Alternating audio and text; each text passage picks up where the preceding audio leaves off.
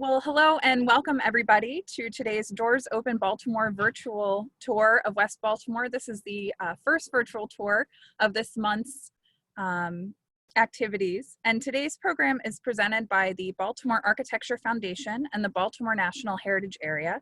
My name is Lauren Chizik and I'm going to be your host today.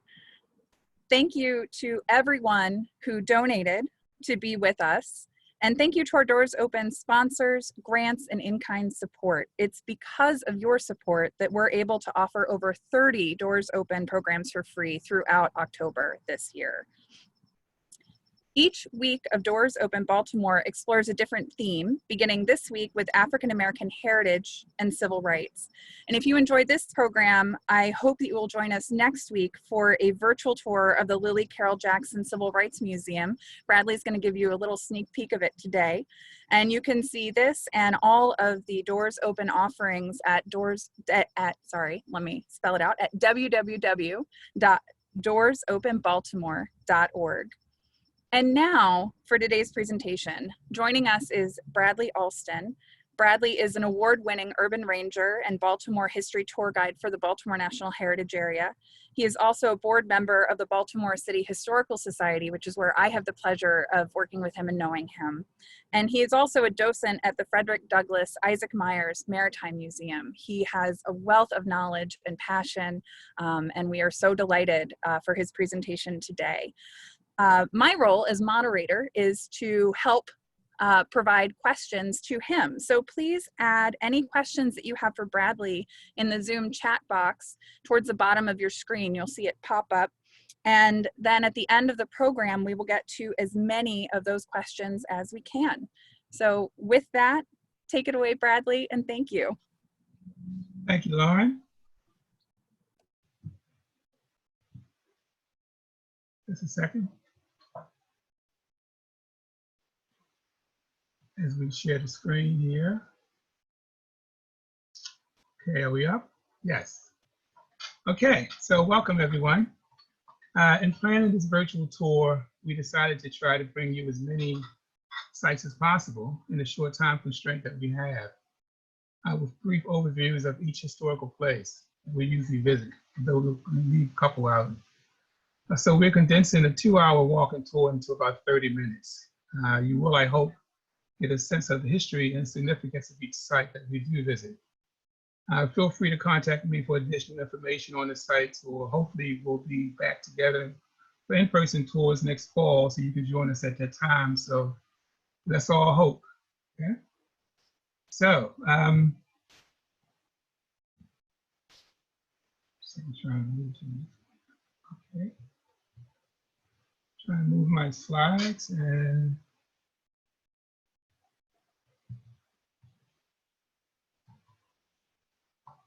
it's not quite moving here. Okay.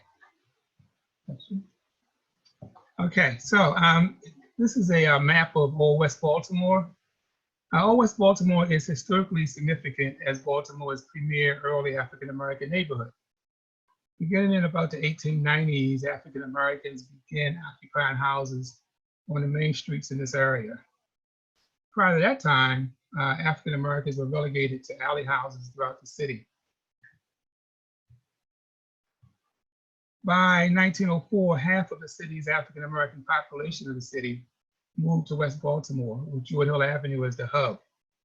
In this community, African-Americans started businesses, social institutions, and gained political power for the first time. Also at the time, there was 12 churches that served the community. Those churches served to guide spiritual life, but also to spearhead social progress. Most notably, starting Morgan State University, the Druid Hill YMCA, the Colored YWCA, the Baltimore branch of the NAACP, and the first Black-owned shipyard in the country.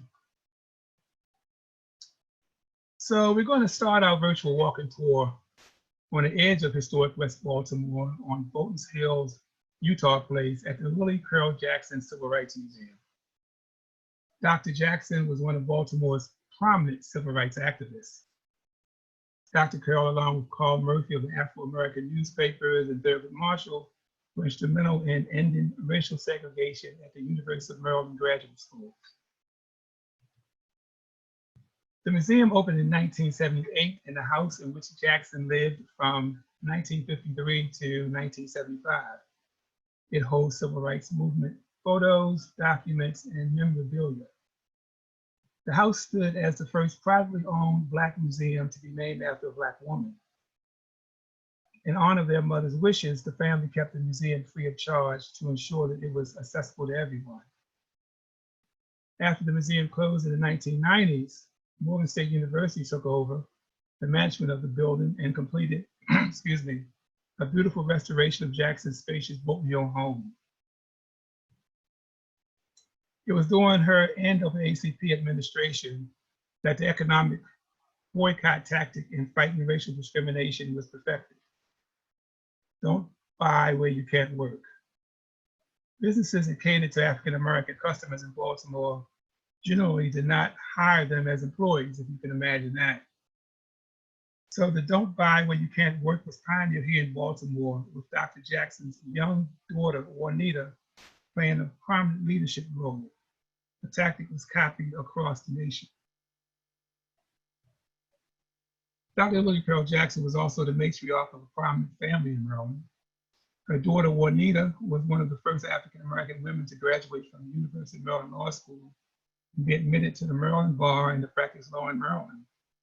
Her son-in-law, Clarence Mitchell Jr., worked closely with President Lyndon Johnson and helped to shepherd the landmark civil rights legislation through the U.S. Congress in the 60s. His brother, Perrin Mitchell, was Maryland's first Black congressman, and her grandchildren both held state and local political offices.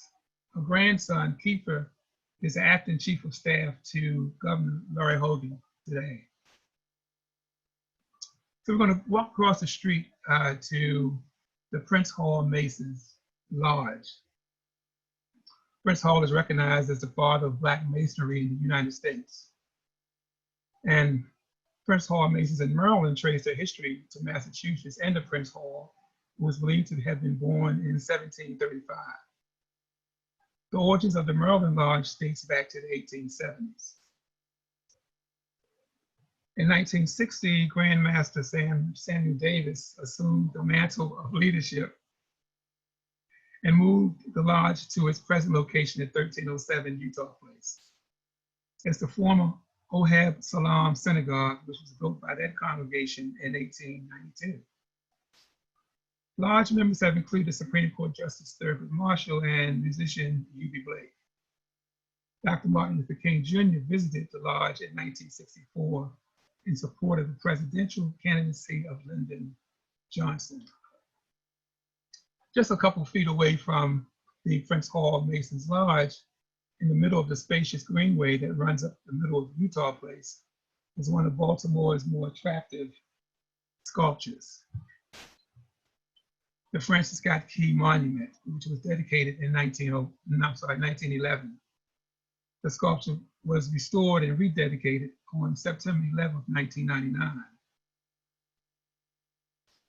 The statue depicts Francis Scott Key's trip back to shore after being stuck on board the British vessel HMS Tunnet to helplessly watch as the British Navy shelled Fort McHenry in Baltimore throughout the night.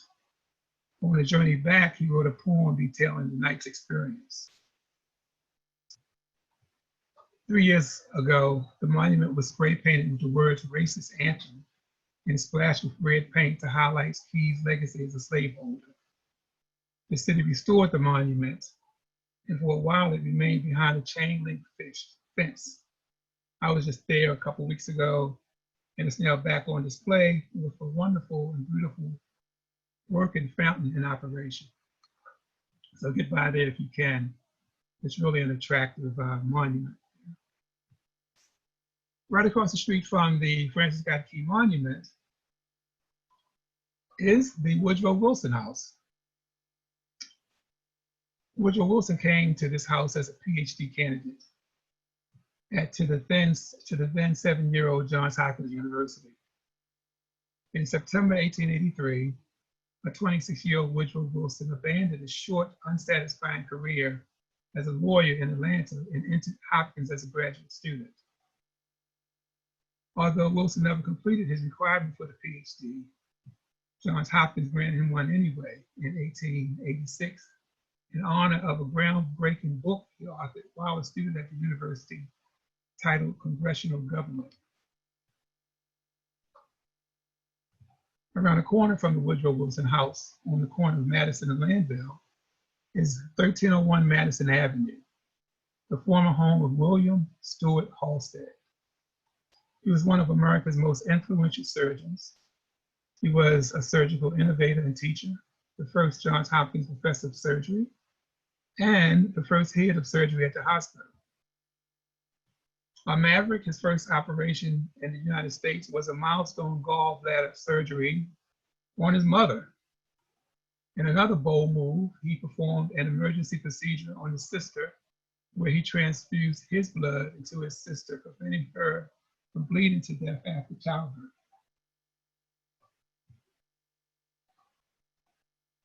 Halsted was hailed as a gifted practitioner of surgical medicines across the United States. In 1885, by self-experimentation, he developed a procedure that numbed pain by injecting cocaine into nerve trunks. He continued to experiment by injecting himself with cocaine and fell into a drug addiction that required 2 years to cure. The cure, however, was morphine, which he became addicted to for the rest of his life. His drug dependency ruined his career in New York, and he was invited to Baltimore, where Halsted continued his research at Johns Hopkins. There, he developed original operations for hernia, breast cancer, aneurysms, and intestinal and gallbladder diseases. He also, along the way, introduced the use of thin rubber gloves in surgery. A true medical titan, gifted surgical innovator, and longtime resident of West Baltimore, William Stewart Halsted died in 1922. 8 years after he died, at 1301 Madison Avenue became the home of Yolanda DuBois. She was the only child of the distinguished American historian, scholar, and author, W.B. Du Bois.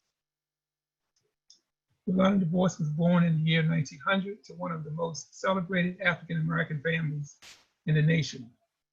She graduated from Fisk University and took a master's degree from Columbia University. She moved to Baltimore in 1926 and started teaching at Douglas High School. In 1928, she married the famous Harlem Renaissance poet Conte Cullen at Salem Methodist Episcopal Church in Harlem, in what was described by the Black and white press as the social event of the year for the African-American elite.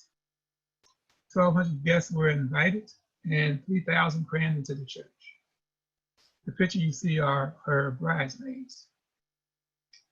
The marriage did not last, unfortunately, and she divorced him in 1930 when she moved into the house on Madison Avenue. Yolanda later taught English and Latin at Baltimore's Paul Laurence Dunbar High School on the East Side. She was covered by the Afro-American newspaper as a local celebrity.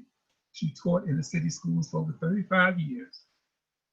She's fondly remembered as a demanding, supportive, and knowledgeable teacher at both Dunbar and Douglas High Schools. Yolanda DuBois died in March 1961. Let's walk right down the street from that house, and we'll find Douglas Memorial Community Church, which was built in 1857. It's the oldest building, it's the oldest public building in West Baltimore. The church has an organ that stands with many of its original pipes and was reportedly built just 1 year after the end of the Civil War in 1866. The Douglas Memorial Community Church separated from Bethel AME in 1925 and moved into the building. Douglas's longtime pastor, Dr. Maritime, was intimately involved in the push for civil rights in Baltimore. So let's cross the street and go down one block, and we're going to come across the American Legion Federal Post number 19. This fantastic picture I found on the Baltimore City website, Public Works website. It's a picture of the 808 Pioneer Infantry marching in Baltimore on Holiday Street, 2 blocks south of Baltimore City Hall. The picture was taken in June 1919. President Wilson declared war on Germany on April 2nd, 1917. Ultimately, the United States mobilized 4 million men, 370,000 African American soldiers and sailors entered the fight, with roughly 42,000 of them engaging in combat. The American Legion was chartered by Congress in 1919 as a patriotic veterans organization. It was also segregated, and Black veterans formed their own units. The American Legion Federal Post 19, the picture you see on the left, is the oldest active African American post in Maryland. It descends from the men who fought in the First World War, and this year they celebrated their 90th anniversary of service to the community. After meeting in several places around West Baltimore, the unit has been located in this building at 1502 Madison Avenue since 1946. Let's walk down the street and go around the corner, and we're going to come into the Arthur Smokestack Hardy Fire Station. It's located on the corner of McMecken and McCullough Streets. It is named for the first African-American firefighter, Arthur Smokestack Hardy. He was born in 1901 and witnessed the Great Baltimore Fire of 1904. He never forgot the event and the scenes of raging fires and heroic actions of the firefighters. As a child, he was fascinated with the fire trucks and the firefighting apparatus, and would often run alongside the early horse-drawn fire wagons belching fire and smoke from their nickel-plated boilers. The amused firefighters gave the young lad the nickname Smokestack. The first Black firefighters integrated the fire department here in Baltimore in 1953, and Arthur Hardy was one of the first on the roster. Throughout his life, Hardy collected clippings, photographs, documents, and artifacts. Fiery treasures amounting to perhaps the finest archive of African-American fighting memorabilia, not only in Baltimore, but in the entire country. This is a picture of Arthur here. It's one of the younger firefighters who worked at the museum.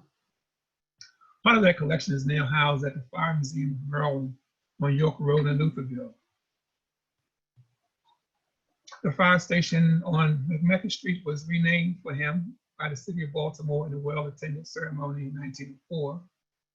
So Arthur P. Hardy remained smokestacked until the end of his life, age 94. He died in December 1995. Let's walk up the street and across the street to the Trinity Baptist Church. Trinity Baptist Church is on the corner of Druid Hill Avenue and McMecken. And the church tells the story of Baltimore's connection to the national civil rights movement and also the radical Black activism in the early 20th century. This is a picture of Reverend Garnet Russell Waller, who was one of the church's influential early activist leaders. In July 1905, Waller joined fellow activists W.B. Du Bois and William Monroe Trotter to found the Niagara Movement, a new civil rights organization that ultimately developed into the NAACP. The organization was significant because of its opposition to Booker T. Washington's accommodation stance to the new Jim Crow social policies at the turn of the late 1800s. Reverend Waller was the Maryland representative to the Niagara Movement, and he was also at the founding of the NAACP. Reverend Waller was followed by the Reverend James Robert Lincoln Diggs Jr. Dr. Diggs was the 9th educator to receive a PhD in sociology in the United States and the first African American. Reverend Diggs helped to establish the Baltimore chapter of the Universal Negro Improvement Association in 1918 He was close to his founder, Marcus Garvey, a radical Jamaican-born activist, and presided over his wedding. In May 1920, Reverend Diggs led the congregation's move to Druid Hill Avenue after they purchased the building for $40,000. Trinity is also notable for being the first in Baltimore to establish a television ministry. If we go cat-a-corner right across the street from Trinity Baptist Church, we're going to come to the Suffrage houses. The two latest pictured here are Augustus Cizelle and Margaret Hawkins, who lived in these two houses, with their neighbor Estelle Young, who lived up the street. They promoted they promoted voting rights through clubs they ran, including the Progressive Women's Suffrage Club and the DuBois Circle. They held meetings in their homes, they strategized within Black social clubs, and mobilized within their church groups. Because of racial segregation and social norms, they rarely interacted with the larger white organizations that most associate with the cause. In 1906, the Women's DuBois Circle was founded as an auxiliary to the Niagara movement. The organization is still in existence today and very active. Margaret Hawkins, the first president of the influential DuBois Circle, was also a longtime history educator at Douglas High School and also leader of the CYWCA's Board of Managers. Augustus Cizelle was an important African-American leader of the women's suffrage movement in Baltimore. She was an officer in Baltimore's Progressive Women's Suffrage Club as well. Two dynamic women. The house is still there on the corner, Druid Hill Avenue. Their buddy, their friend, was Estelle Hall Young. Estelle Young was the founder of the Progressive Women's Suffrage Club and a mover and shaker in the local Republican Party, as was her husband, Howard Young, the first licensed African-American pharmacist in the city. Their daughter, Louise, was the first licensed Black female physician in Maryland. The three women were also active in the early 1900s in fighting the three attempts in the Maryland state legislature to strip the vote away from Black men.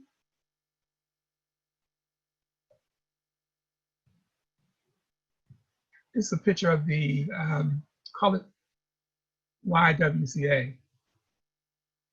Suffrage and later voter education meetings were held at the colored YWCA. In the 1200 block of Druid Hill Avenue, the building is still standing with the cornerstone visible. The YWCA, as well as the colored YMCA, later the Druid Hill Y, were also listed in the Green Book, which was the subject of a popular movie a couple of years ago. The Green Book was an annual guide book for African-American travelers. It was originated and published by African-American New York mailman Victor Hugo Green from 1936 to 1966. During the era of Jim Crow laws, when open and often legally prescribed discrimination against African Americans, especially in other non-whites, were widespread. We're going to visit the Green Book a little bit later. Actually, on our next slide, we're going to go right up the street, about a half a block. I'm just amazed at how compact this neighborhood was during the time. I'll just go right up the street. I'm going to go to the Druid Hill YMCA. It's the oldest branch in the Y of Maryland Association.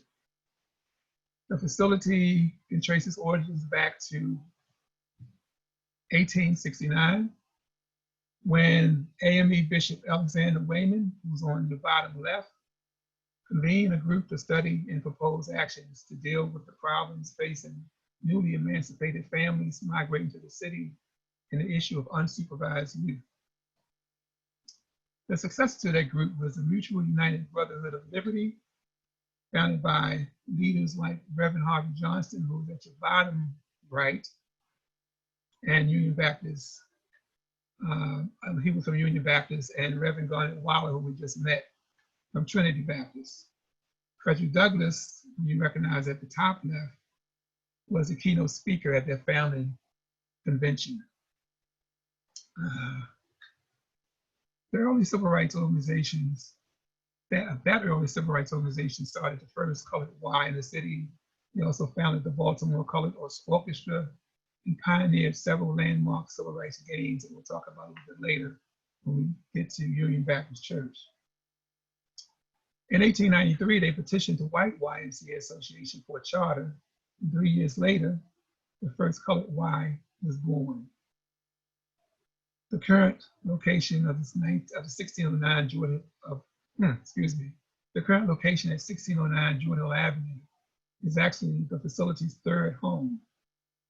Around 1911, 1912, Julius Rosenwald, the gentleman at the top right, the CEO of Sears Roebuck Company, issued a funding challenge of $25,000 to cities to build YMCAs that cater to African Americans in the age of hyper-segregation.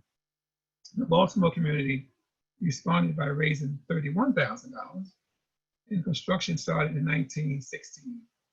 William Murphy Sr., founder of the Afro-American newspaper, was the branch's first board chair.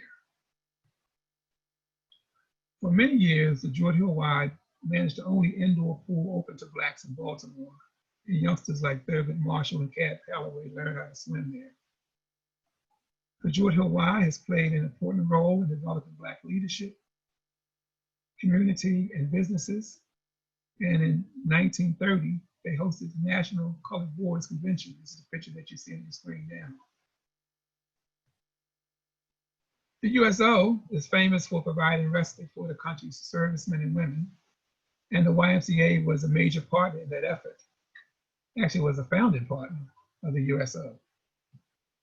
The YUSOs were also segregated, and the Druid Hill Y provided that welcome duty to African American servicemen in both World Wars. More recently, during the 2015 Freddie Gray uprising in the city, the Druid Hill Y was one of the only, if not the only, community organization to stay open and provide stability and a safe place for the community residents. Currently, in the middle of the COVID-19 pandemic, the Druid Hill Y has provided free food to a community already suffering from being a food desert with chronic unemployment. Next year, 2021, the Druid Hill Y will celebrate 125 years of service to the community. So we're gonna walk around about 4 and a half blocks, and we're going, Druid Hill Y was also in the Green Book. We're gonna walk around the corner, a couple blocks, to the home of Thurgood Marshall. Thurgood Marshall was one of Baltimore's most famous sons. Born in West Baltimore in 1908, young Thurgood attended public schools and graduated from the Colored High School, which is now Douglas High. During his teenage years, he worked on Pennsylvania Avenue in a hat shop. The family lived at this row house at 1632 Division Street. He attended Lincoln University in Pennsylvania and graduated at the top of his class. As a top student, he applied to his hometown law school, but was rejected by the University of Maryland Law School solely based on his race. So Thurgood traveled down the road to Howard University in Washington, D.C., and again graduated at the top of his law school class. At the law school, he opened a law office in Baltimore, and one of his clients was a local branch of the NAACP. And his first major case was challenging the racial segregation policies of the University of Maryland Law School. And in the case of Murray versus Pearson, the law school was desegregated. In addition, he successfully brought lawsuits that integrated other Maryland state universities. 5 years later, he founded the esteemed NAACP Legal Defense Fund and became the director of the firm, where he went on to win 29 of his 31 cases argued before the Supreme Court. One of those cases was the famous Brown versus Board of Education, which desegregated public schools in the United States. It was a major wedge in dismantling the Jim Crow system that had managed racial relations in this country since the late 1800s. In 1961, John F. Kennedy nominated him for the U.S. Court of Appeals. President Lyndon Johnson appointed him U.S. Solicitor General, and finally in 1967, he was appointed to the United States Supreme Court, the first African American. He retired from the court in 1991 and died 2 years later in 1993. Thurgood Marshall, one of Baltimore's famous sons. So right around the corner from where Thurgood Marshall lived was the Royal Theater. This is the marquee of the Royal Theater. The Royal Theater, of course, is gone. It was torn down in 1971 by the city, but this is the marquee that the community put up. Pennsylvania Avenue, during the age of segregation, was Black Baltimore's Main Street. Arguably, the focal point of that Main Street was the Royal Theater located at 1329 Pennsylvania Avenue. It opened in 1921 as the Douglas Theater and was sold a few years later and renamed the Royal. Excuse me. The Royal was a vital part of the Chitlin Circuit. Chitlins like in pig intestines. The Chitlin Circuit was a collection of musical venues throughout the South, East Coast, and Midwest that catered to segregated Black audiences. In Baltimore, it was the Royal. In Chicago, it was called the Regal Theater. In Philadelphia, it was the Uptown and the Earl. In Washington, D.C., it was the famous Howard Theater. And of course, the jewel of the Chitlin Circuit was the famous Apollo Theater up in New York's Harlem. Excuse me, a little water here.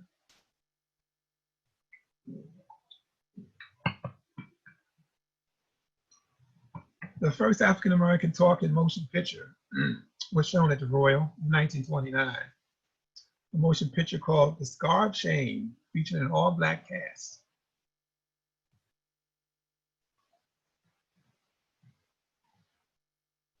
This is a picture of the Royal Theater in its heyday, back in the 30s and the 40s. And here you had bands that came to play, like Count Basie on the left, excuse me, and Duke Ellington on the right. Also, we had Nat King Cole came by, Etta James, the Platters, the Temptations, and the Supremes also came to the Royal. It was at the Royal that Solomon Burke was crowned King of Rock and Soul in November 1963. And that same year, James Brown recorded his live album, Pure Dynamite.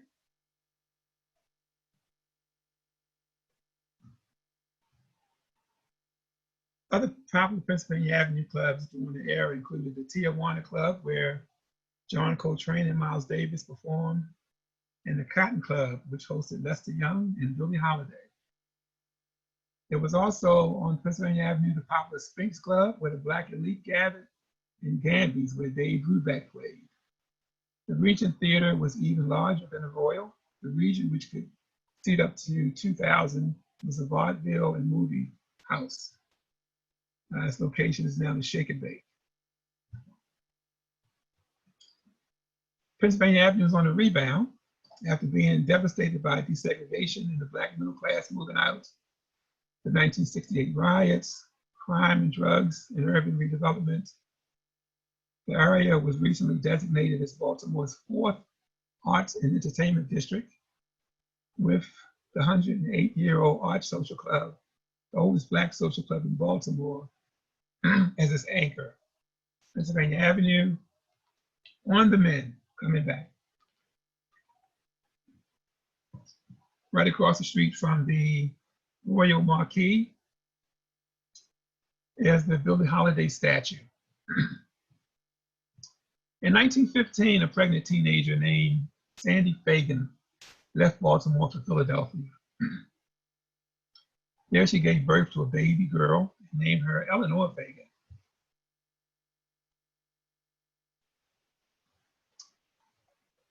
Sadie returned to Baltimore with Eleanor and was eventually raised. Eleanor was eventually raised by a relative. Eleanor's childhood was a difficult one, even for the time. Excuse me. Her mother was often away, and she struggled in school. Sadie Fagan, her mother, eventually moved to Harlem, New York, and Eleanor followed her at age 14 in 1929. In New York, she traveled in the underside of the city, but her talent as a singer saved her. She started to perform with a friend in some of the small clubs around Harlem and eventually was noticed by the great music producer and talent manager John Hammond. Hammond connected her with Benny Goodman and produced a successful album.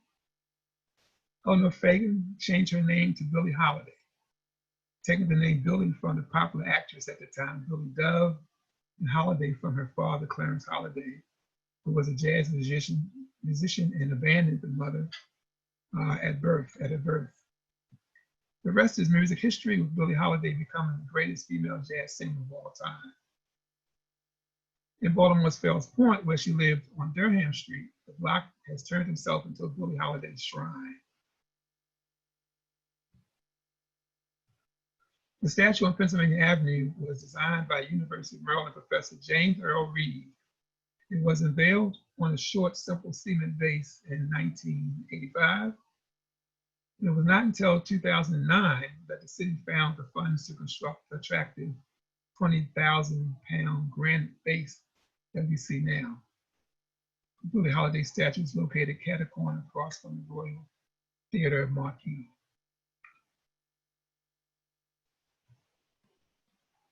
We're going to visit some of our churches. As I said earlier in the introduction, the churches were the foundation of this community and was instrumental in generating a lot of the social institutions that exist to this day. So we're looking at Sharp Street Memorial Methodist Church.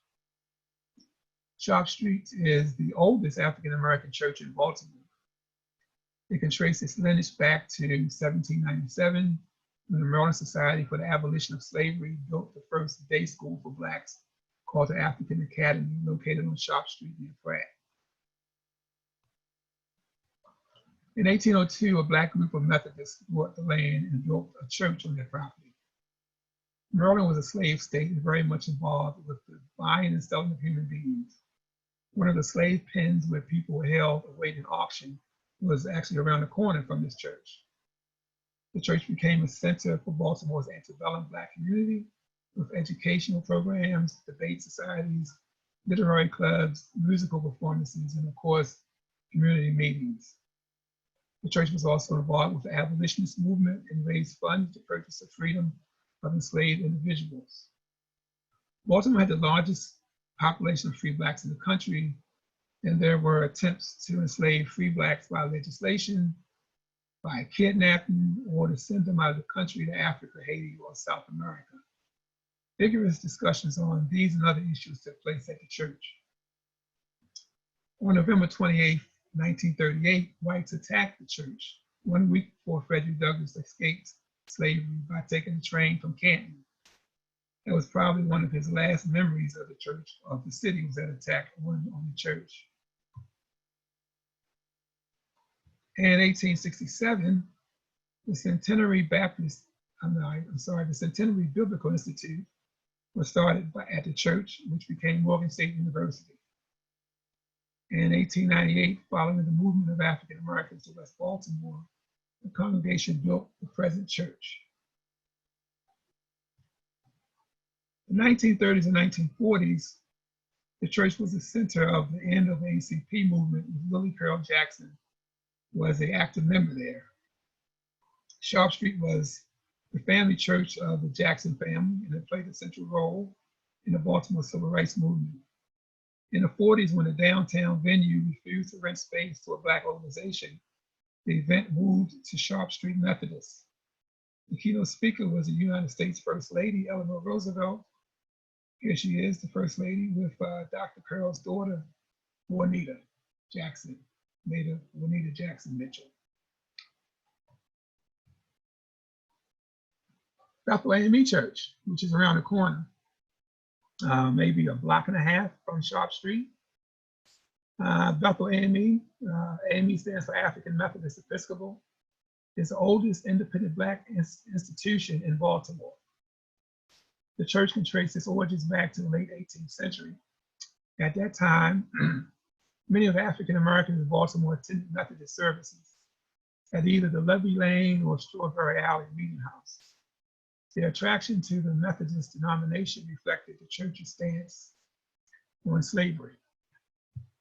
In time, due to segregation and seating and at the church service and lack of representation in the church's leadership, the Black Methodists here in Baltimore and in other cities formed free African societies, although still affiliated with the larger white Methodist organizations.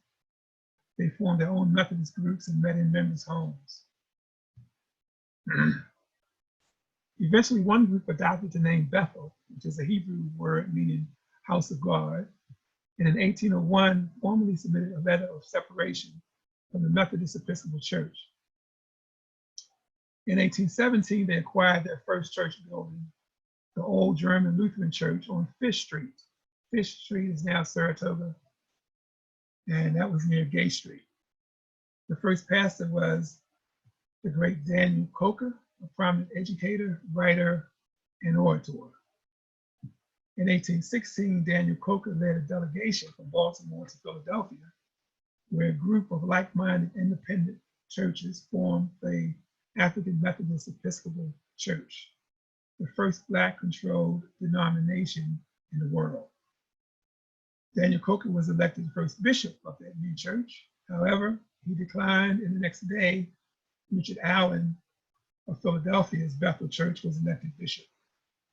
Eventually, though, 14 ministers from the Bethel AME Church here in Baltimore became bishops of the international denomination. Reverend Coker eventually migrated to Liberia in 1820, becoming the first recognized missionary of the church. Bethel, along with Sharp Street Methodists, were arguably the two primary focal points for Black antebellum society. Later, on the eve of the Civil War and after, European immigration and nativist violence threatened to drive Blacks from work at the shipyards. Bethel lay leader Isaac Myers helped organize and open the first Black-owned shipyard called the Chesapeake Marine Railway and Dry Dock Company. They financed the venture by selling $5 stock shares to members at Bethel, Sharp Street, and other Black churches. The Bethel congregation moved to its present location in 1910.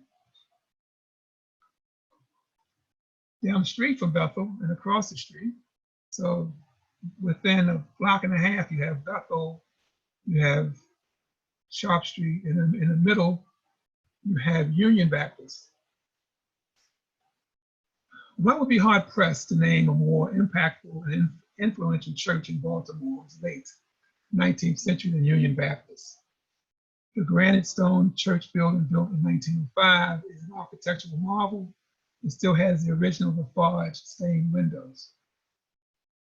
The congregation dates back to 1852.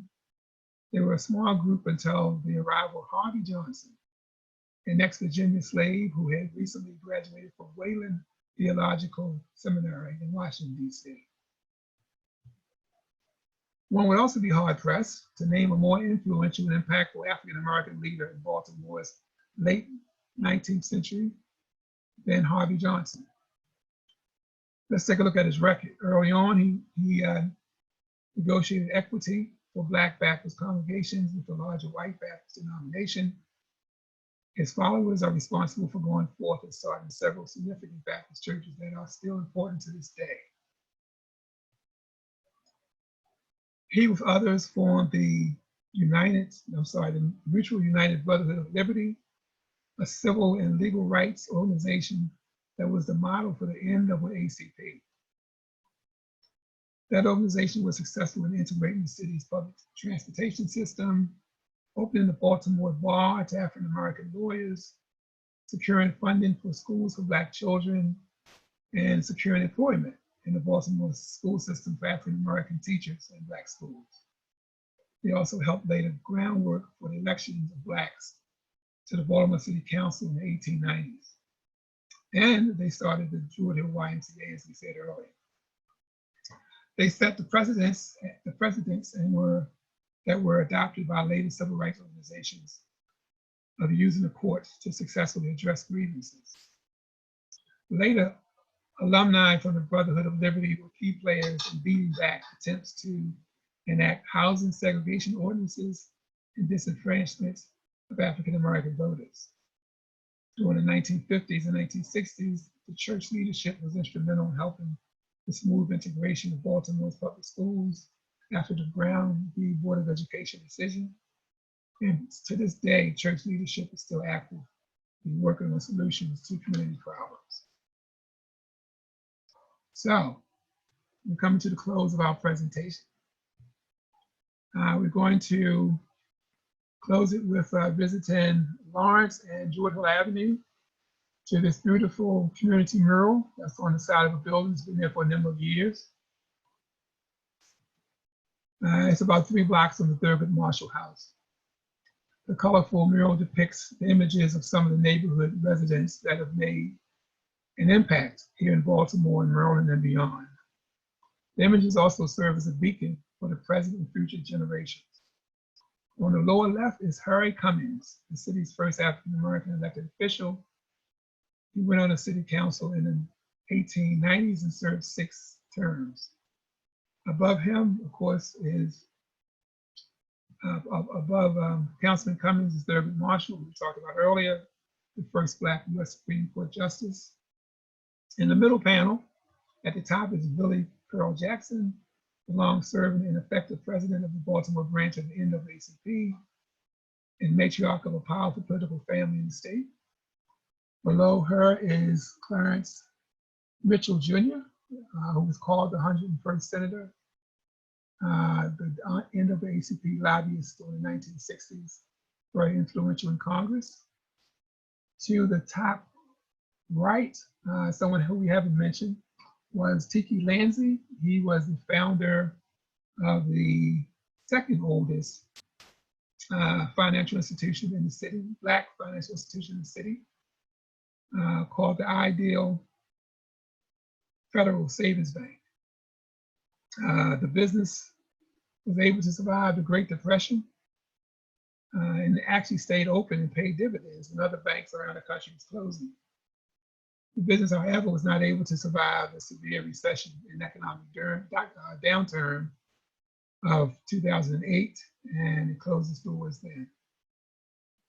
The mural closes with the image of John Murphy Sr., the visionary founder of the Afro-American newspapers. For over 120 years, the newspaper is still in operation and is still owned and managed by descendants of the founders, the Murphy family. The mural is a reminder of the continuing struggle, the triumph over adversity, and resiliency of the human spirit. The residents of Old West Baltimore continue to display that fiery spirit and continue to achieve and build community. So that's going to end our presentation. Thanks for joining on this virtual tour of some of Baltimore's proud and historic neighborhoods. And I'll turn it back over to Lauren. Thank you so much, Bradley, for that phenomenal presentation. It was so informative, and everyone is muted, so we can't all clap, but I just accept mine times 1,000. You are getting some accolades in the chat, as well as a few questions. So thank you so much for everybody who's staying on. And if we have time to go through a few questions, I'd love to do that. D. Turner noted that the Underground Railroad had run through certain parts of Old West Baltimore near Lafayette Square Park, according to archaeologists and historians, and asked if you could enlighten folks about the role that Old West Baltimore played in the Civil War. In the Civil War? Mm-hmm. African Americans from Old West Baltimore during the time of the Civil War, Old West Baltimore hadn't coalesced as a community as of yet. During the 1860s, 1850s, African Americans were still living throughout the city, but as a group during that time in Baltimore City as a whole, they did volunteer for the Union, and they fought in some of the colored troops. It was called the USCT, the United States Colored Troops, and they did participate. and fight in those regiments. And the Underground Railroad, that this question kind of spoke to also, African Americans did participate in that. But we were a slave state, so our role primarily wasn't trying to get people to the Mason-Dixon line. And so we participated in the Civil War and the Underground Railroad as well. But historic Old West Baltimore as a community hadn't coalesced by the 1860s. Thank you so much, Bradley. Another question that came in was, do you know where in Northeast did Yolanda DuBois and Conti Cullen live? Well, they actually, he did visit, but when she moved to Baltimore in 1930, she was divorcing him. So she left him in New York, and she came to Baltimore. So they were not a couple here in Baltimore, although he did visit. She did live in other places. She lived on Pulaski Street, and she lived at a time with her parents.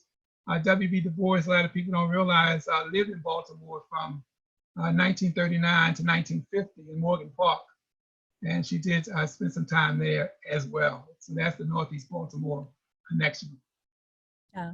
And that house, the W.E.B. Du Bois house, is a Baltimore City landmark, as are some others. So that one's sort of a hidden one. Another question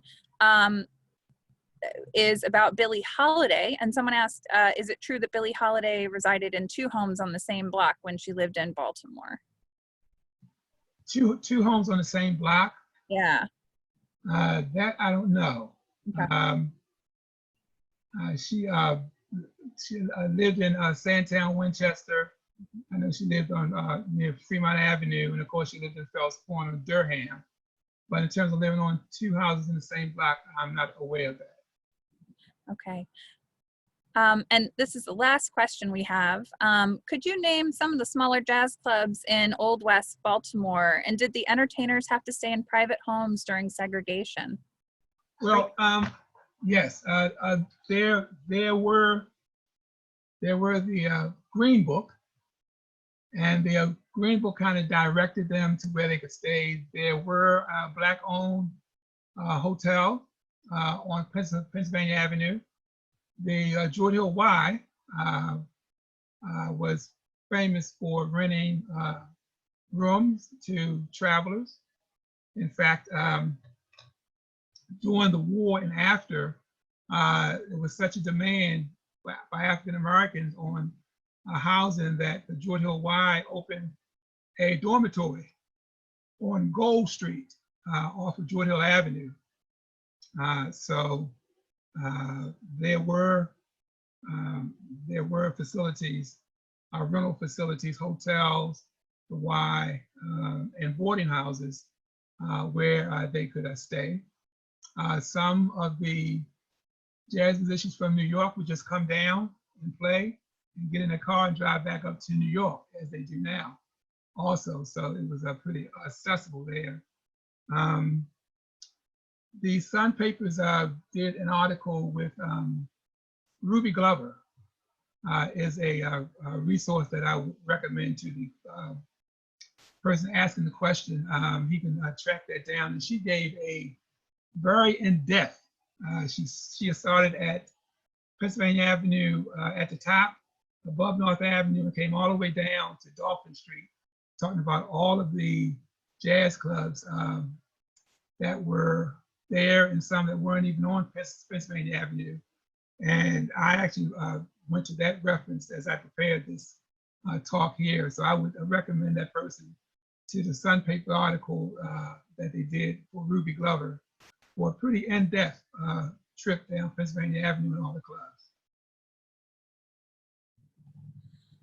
Well, Bradley, thank you so much. This was such a phenomenal virtual tour, and I know folks are interested in joining you on a real, in real life walking tour when that is allowed again. Thank you everyone for taking time this afternoon to learn from Mr. Alston and join Doors Open Baltimore. Please visit the website and sign up for more tours. We're really excited about this full month of October. So thank you everyone.